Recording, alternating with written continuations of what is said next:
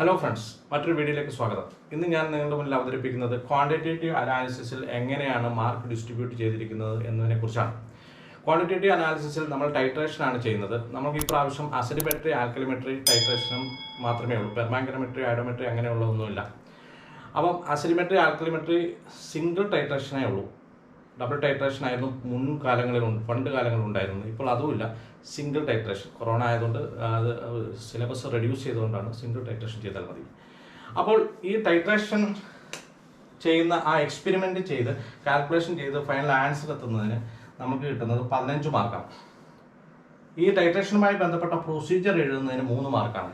എക്സാമ്പിളായിട്ട് പറയുകയാണെങ്കിൽ HCl അതേപോലെ തന്നെ NaOH ഉപയോഗിച്ച് NaOHും HClഉം തമ്മിലുള്ള ടൈട്രേഷനാണ് പറയുന്നത്. അപ്പോൾ NaOHനെ എസ്റ്റിമേറ്റ് ചെയ്യുമ്പോൾ എങ്ങനെയാണ് ഈ മാർക്ക് ഡിസ്ട്രിബ്യൂട്ട് ചെയ്തു പോകുന്നത് എന്നതിനെക്കുറിച്ച് ഞാൻ പറയാം. ആദ്യം നമ്മൾ ചെയ്യേണ്ടതെന്ന് വെച്ചാൽ പ്രൊസീജിയർ എഴുതുക, പ്രിൻസിപ്പിളും പ്രൊസീജിയറും എഴുതുക എന്നുള്ളതാണ്. അതിന് 3 മാർക്കാണ്. അപ്പോൾ പ്രിൻസിപ്പിളും പ്രൊസീജിയർ എഴുതുന്ന അവസരത്തിൽ നമുക്ക് ഫസ്റ്റിലെ ആ 3 മാർക്ക് എങ്ങനെ ഡിസ്ട്രിബ്യൂട്ട് ചെയ്തു എന്ന് ചോദിച്ചു കഴിഞ്ഞാൽ 1 മാർക്ക് ബാലൻസ്ഡ് കെമിക്കൽ ഇക്വേഷൻ എഴുതുന്നതിനാണ്. 1 മാർക്ക് ബാലൻസ്ഡ് കെമിക്കൽ ഇക്വേഷൻ എഴുതുന്നത്. അതിനുശേഷം പിപ്പറ്റിൽ എടുക്കുന്നത് എന്താണെന്ന് കൃത്യമായി പറയുന്നതിന് അര മാർക്ക്, ബ്യൂററ്റിൽ എന്താണ് എടുക്കുന്നതെന്ന് കൃത്യമായി പറയുന്നതിന് അര മാർക്ക്, ഇൻഡിക്കേറ്റർ ഏതാണ് എന്ന് പറയുന്നതിന് അര മാർക്ക്, ആൻഡ് കളർ ചേഞ്ച് പറയുന്നതിന് അര മാർക്ക്. ഇങ്ങനെയാണ് നമുക്ക് 3 മാർക്ക് കിട്ടുന്നത്. ഇപ്പോൾ ബാലൻസ് കെമിക്കൽ ഇക്വേഷൻ എഴുതുന്നതിന് 1 മാർക്ക് എന്ന് പറഞ്ഞല്ലോ. NaOHും HClഉം തമ്മിൽ റിയാക്ട് ചെയ്യുന്ന അവസരത്തിൽ ഒരു സാൾട്ടാണ് ഉണ്ടാകുന്നത്. അതാണ് NaCl + H2O. ഇത് എഴുതുന്നതിനാണ് 1 മാർക്കുള്ളൂ. പിന്നെ എന്ന് പറഞ്ഞു കഴിഞ്ഞാൽ ഇവിടെ പിപ്പറ്റിലും ബ്യൂററ്റിലും എടുക്കുന്ന സാധനങ്ങളെ കൃത്യമായി പറയുക. പിപ്പറ്റും ബ്യൂററ്റും എന്ന് പറയുന്ന അപ്പാരറ്റസും അത് എങ്ങനെയാണ് ടൈട്രേഷൻ ചെയ്യുന്നത് എന്നതിനെക്കുറിച്ച് ഞാൻ അടുത്ത വീഡിയോയിൽ കാണിക്കുന്നതാണ്. ഇപ്പോൾ 1 മാർക്ക് നമുക്ക് ബാലൻസ് കെമിക്കൽ ഇക്വേഷൻ എഴുതുന്നതിന്, പിപ്പറ്റിൽ ഇവിടെ ബേസ് ആണ് ഇവിടെ പിപ്പറ്റിൽ എടുക്കുന്നത്. അതുകൊണ്ട് പിപ്പറ്റിൽ എടുക്കുന്ന NaOH എന്ന് പറയുന്നതിന് അര മാർക്ക്, ബ്യൂററ്റിൽ എടുക്കുന്ന HCl ആണ്, അതുകൊണ്ട് അതിന് അര മാർക്ക് കിട്ടും. അത് കൃത്യമായി പറയണം. അത് എങ്ങനെയാണ് ബ്രീഫായിട്ട് ഈ പ്രൊസീജിയർ എഴുതുന്നതെന്നുള്ളത് ഞാൻ ഡിസ്ക്രിപ്ഷനിൽ കൊടുത്തേക്കാം, എല്ലാം ഏരിയ മെയിൻറ്റെയിൻ ബാലൻസ് ചെയ്തുകൊണ്ട്. അപ്പോൾ പിപ്പറ്റിൽ എടുക്കുന്നതിന് കൃത്യമായി പറയണം, ബ്യൂററ്റിൽ എടുക്കുന്നത് എന്താണെന്ന് കൃത്യമായി പറയണം. പിന്നെ എന്താണ് ഇൻഡിക്കേറ്റർ, ഇവിടെ സ്ട്രോങ് ബേസ് ആയതുകൊണ്ട് ഇൻഡിക്കേറ്ററായിട്ട് എടുക്കുന്നത് ഫിനോഫ്തലിൻ എന്ന് പറയുന്ന ഇൻഡിക്കേറ്ററാണ്. സ്ട്രോങ് ബേസ് ആയതുകൊണ്ട് എടുക്കുന്നത്. കളർ ചേഞ്ച് എന്ന് പറഞ്ഞു കഴിഞ്ഞാൽ പിങ്ക് കളറിൽ നിന്നും കളർലെസ് ആണ് പോകുന്നത്. ഫിനോഫ്തലിൻ ബേസിക് മീഡിയത്തിൽ മാത്രമേ പിങ്ക് കളർ തരികയുള്ളൂ. അസിഡിക് മീഡിയത്തിലും ന്യൂട്രൽ മീഡിയത്തിലും അത് കളർലെസ് ആണ്. അപ്പോൾ ആ കളർ ചേഞ്ച് കൂടെ പറയണം. അങ്ങനെ 3 മാർക്ക്. ഇനി നമുക്ക് ടൈട്രേഷനുമായി ബന്ധപ്പെട്ടിട്ടുള്ള ബാക്കി 15 മാർക്ക് എങ്ങനെ ഡിസ്ട്രിബ്യൂട്ട് ചെയ്തിട്ടുണ്ട് എന്ന് നമുക്ക് നോക്കാം. 15 മാർക്കിന് ആദ്യത്തെ എന്ന് പറഞ്ഞു കഴിഞ്ഞാൽ ടാബുലേഷനും റീഡിങ്ങും പ്രസൻറ്റ് ചെയ്യുന്നതിന് 4 മാർക്കാണ്. 4 മാർക്ക്. ഇതാണ് ടാബ്ലറ്റ്, അതായത് ടാബ്ലറ്റ് കോളം വരയ്ക്കുക. അതിനുശേഷം serial number, burette reading, initial, final, volume of base. ഇവിടെ ബേസ് ആയിട്ട് എടുക്കുന്നത് ഏതാണെന്ന് വെച്ച് കഴിഞ്ഞാൽ ഇവിടെ നമ്മളിപ്പം NaOH HCl ആണെങ്കിൽ ഇവിടെ NaOH ആണ് ബേസ് ആയിട്ട് എടുക്കുന്നത്.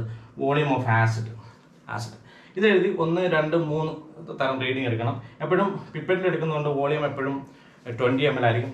അതേപോലെ തന്നെ ഇനീഷ്യൽ റീഡിങ് 0, ഫൈനൽ റീഡിങ് നമ്മൾ ചെയ്യുമ്പോൾ കിട്ടുന്ന വാല്യൂ അത് എഴുതണം. 3 തവണയെങ്കിലും നമ്മൾ ഇത് പ്രസൻറ്റ് ചെയ്യണം. ഇങ്ങനെ ടാബുലേഷൻ ചെയ്യുന്നതിന് ആകെ ലഭിക്കുന്നതെന്ന് പറഞ്ഞു കഴിഞ്ഞാൽ 4 മാർക്കാണ് ലഭിക്കുന്നത്. അതിനുശേഷം ഇനി നമ്മൾ കാൽക്കുലേഷൻ സൈഡിലേക്ക് പോവുകയാണ്. കാൽക്കുലേഷൻ സൈഡിൽ നമ്മൾ ചെയ്യേണ്ടതെന്ന് പറഞ്ഞാൽ normality of standard solution normality കണ്ടെത്തി അത് റെപ്രസെൻറ്റ് ചെയ്യുന്നതിന് 1.5 മാർക്ക് കിട്ടും. അതുപോലെ തന്നെ നോർമാലിറ്റി ഓഫ് എസ്റ്റിമേറ്റ് ചെയ്യുന്ന സൊല്യൂഷൻ്റെ നോർമാലിറ്റി കണ്ടെത്തുന്ന കൃത്യമായി പറയുന്നതിന് 1.5 മാർക്ക് ലഭിക്കും. അതേപോലെ തന്നെ കറക്റ്റ് ഇക്വലൻ മാസസ്, ഈ ടൈട്രേറ്റ് ചെയ്യുന്ന ഏതൊക്കെ തമ്മിലുള്ള ആസിഡും ബേസും ആണോ അതിൻ്റെ ഇക്വലൻ മാസ് കൃത്യമായി പറയുന്നതിന് 2 മാർക്ക്. ഇക്വലൻ മാസ് കൃത്യമായി പറയുന്നതിന് 2 മാർക്ക്. അതുപോലെ തന്നെ കറക്റ്റ് കാൽക്കുലേഷൻ, കൃത്യമായ ആ ഇക്വേഷൻ എഴുതി കാൽക്കുലേഷൻ ചെയ്ത് യൂണിറ്റ് ഉൾപ്പെടെ റെപ്രസെൻറ്റ് ചെയ്യുന്നതിന് 2 മാർക്ക്. അങ്ങനെ അതിന് 2 മാർക്കാണ്. അപ്പം അത് കഴിഞ്ഞ് കഴിഞ്ഞാൽ അപ്പോൾ കാൽക്കുലേഷൻ സൈഡ് കഴിഞ്ഞ് കഴിഞ്ഞാൽ അപ്പോൾ എങ്ങനെയൊക്കെയാണ് നോർമാലിറ്റി ഓഫ് സ്റ്റാൻഡേർഡ് സൊല്യൂഷൻ പറയുന്നതിന് 1.5 mark, normality of estimation solution പറയുന്നതിന് 1.5 മാർക്ക്, പിന്നീടെന്ന് പറഞ്ഞാൽ കറക്റ്റ് ഇക്വലൻ മാർക്സ്, രണ്ടിൻ്റെ ഇക്വലൻ മാർക്ക് കൃത്യമായി പറയുന്നതിന് 2 മാർക്ക്. ആൻഡ് ഫൈനലി നമ്മൾ പ്രധാനപ്പെട്ട മെയിൻ ഇക്വേഷൻ എഴുതി, അതായത് N acid B acid is equal to N base V base എന്ന് പറയുന്ന ഇക്വേഷൻ ഉപയോഗിച്ചുകൊണ്ട് നമ്മൾ ഫൈനൽ ആൻസറിലേക്ക് മാസ് പെർ 100 ml ഓഫ് ഏത് എസ്റ്റിമേറ്റ് ചെയ്യേണ്ട ഏത് സൊല്യൂഷനാണോ അതിൻ്റെ എസ്റ്റിമേറ്റ് ചെയ്ത് അതിൻ്റെ എത്ര ഗ്രാം ആണെന്ന് കൃത്യമായി യൂണിറ്റ് ഉൾപ്പെടെ പറയുന്നതിന് നമുക്ക് 2 മാർക്കാണ് കിട്ടുന്നത്. ഇനി നമ്മൾ പറയുന്നത് ഇത് കൃത്യമായി ചെയ്യുമ്പോൾ, അപ്പം നമ്മൾ ടൈട്രേഷൻ കൃത്യമായി ചെയ്യുന്ന അവസരത്തിൽ കൃത്യമായി ചെയ്തില്ല എങ്കിൽ, കറക്റ്റ് വാല്യൂ ഉപയോഗിച്ചിട്ട് കൃത്യമായി ചെയ്തില്ല എങ്കിൽ ഇതിനകത്ത് എറർ സംഭവിക്കാം. അപ്പോൾ ഒരു ശതമാനം വരെ എറർ അനുവദനീയമാണ്. 1% എററിൽ താഴെയാണെങ്കിൽ മുഴുവൻ മാർക്കായ 4 മാർക്ക് കിട്ടും. 1% മുതൽ 2% വരെ എറർ വരികയാണെങ്കിൽ 3 മാർക്കേ ലഭിക്കുകയുള്ളൂ. 2% കൂടുതലാണ് എറർ വരുന്നതെങ്കിൽ 2 മാർക്ക് വരുത്തുള്ളൂ. അപ്പോൾ എറർ ഫ്രീ ആയിട്ട് ചെയ്യണം. അപ്പോൾ എറർ വരാൻ പാടില്ല. ഇപ്പോൾ ടോട്ടൽ മാർക്ക് ഞാൻ പറഞ്ഞല്ലോ 15 മാർക്കാണെന്ന് പറഞ്ഞു. അപ്പോൾ 1.5 ഇതാകുമ്പോൾ 3 മാർക്ക്, 5, 9, 9, 2, 11, 11ൻ്റെ കൂടെ 4 കൂടെ കൂട്ടിയാൽ 15. അങ്ങനെ ആകെ 15 മാർക്കാണുള്ളത്. അപ്പോൾ 15 മാർക്ക് എങ്ങനെയാണ് ഡിസ്ട്രിബ്യൂട്ട് ചെയ്തേക്കുന്നതെന്ന് ഒന്നുകൂടെ ഞാൻ പറയാം. നമ്മൾ കൃത്യമായി ടൈട്രേഷൻ ചെയ്യുന്ന അവസരത്തിൽ അത് കൃത്യമായി എടുത്ത് ടാബ്ലറ്റ് കോളമൊക്കെ വരച്ച് കൃത്യമായി നമ്മൾ ആ ടാബ്ലറ്റ് കോളത്തിൽ കൃത്യമായ റീഡിംഗ് രേഖപ്പെടുത്തുന്നതിന് മാത്രം 4 മാർക്കുണ്ട്. സ്റ്റാൻഡേർഡ് സൊല്യൂഷൻ്റെ നോർമാലിറ്റി കണ്ടെത്തുന്നതിന് 1.5 മാർക്ക്, എസ്റ്റിമേഷൻ സൊല്യൂഷൻ്റെ നോർമാലിറ്റി കണ്ടെത്തുന്നതിന് 1.5 മാർക്ക്, അങ്ങനെ 2നും കൂടി 3 മാർക്ക്. പിന്നെ അത് കഴിഞ്ഞ് കഴിഞ്ഞാൽ പിന്നെ കറക്റ്റ് ഇക്വലൻ മാസസ്, ഈ എസ്റ്റിമേറ്റ് ചെയ്യുന്നതിൻ്റെയും അതുപോലെ തന്നെ സ്റ്റാൻഡേർഡ് സൊല്യൂഷൻ്റെയും എടുക്കുന്ന ആ റിയേജൻറ്റുകളുടെ കൃത്യമായ ഇക്വലൻ മാസ് എഴുതുന്നതിന് 2 മാർക്ക്. പിന്നെ ശരിയായ രീതിയിൽ കാൽക്കുലേഷൻ ചെയ്ത് യൂണിറ്റ് ഉൾപ്പെടെ എഴുതുന്നതിന് 2 മാർക്ക്. ഇങ്ങനെ ചെയ്യുന്ന അവസരത്തിൽ എററുകളൊന്നും സംഭവിക്കാതെ കൃത്യമായ വാല്യൂ, 1% വരെ എററിനകത്താണ് നിൽക്കുന്നതെങ്കിൽ 4 മാർക്ക് കിട്ടും.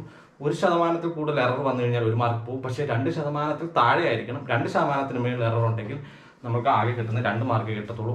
അതായത് 4 മാർക്കിൽ നിന്നും 2 മാർക്ക് നമുക്ക് നഷ്ടപ്പെടും. അപ്പോൾ എറർ ഫ്രീ ആയിട്ട് നമ്മൾ കൃത്യമായി ചെയ്ത് കഴിഞ്ഞാൽ നമുക്ക് 15 മാർക്ക് കിട്ടും. അതേപോലെ തന്നെ പ്രൊസീജിയർ പ്രിൻസിപ്പിൾ എഴുതി വെക്കുന്നതിന് 3 മാർക്ക്. അങ്ങനെ ഈ ക്വാണ്ടിറ്റേറ്റീവ് അനാലിസിസിന് ആകെ ലഭിക്കുന്നത് 18 മാർക്കാണ്. ഇത് വളരെ ഈസിയായി സ്കോർ ചെയ്യാൻ പറ്റുന്നതാണ്.